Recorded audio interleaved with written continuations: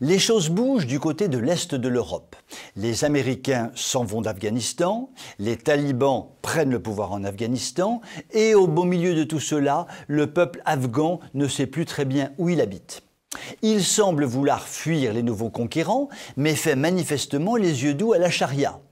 Et avec tout ça, les gens sérieux commencent à se poser les vraies questions, comme Jean-Yves Le Drian, notre très honorable ministre de la Défense. Le nouveau gouvernement des talibans sera-t-il inclusif?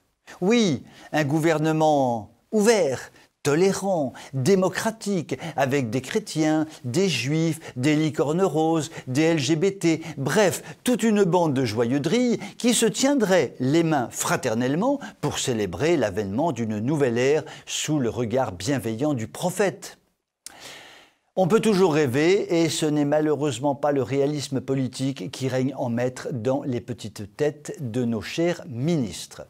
Et d'ailleurs, cette idée d'un gouvernement inclusif tant rêvé par la Macronie, il n'est même pas sûr que ce soit la bonne solution au problème de l'Afghanistan.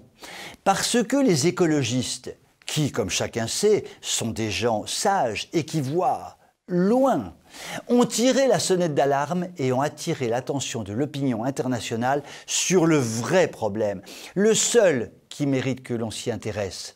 Le djihad n'est pas éco-responsable. Un conseiller municipal de Puteaux, écolo de son état, a tragiquement résumé les choses en un tweet lapidaire, si vous me passez l'expression à l'heure où quelques exclus du gouvernement inclusif taliban risquent la lapidation. Pour ce moment, Brice de son prénom.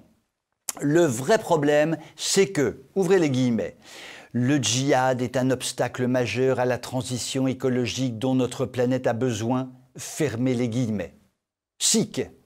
Non, non, je vous assure, mauvaise langue que vous êtes, vous vous dites que ma tête a trop chauffé sous le soleil breton et que je suis sorti sans chapeau aux manifs anti-pass, mais je vous jure que cette déclaration est authentique et n'est pas le fruit de mon imagination hautement fertile. Il est évident, certain, non discutable, que la transition écologique est actuellement le souci numéro 1 de la population afghane, enfin.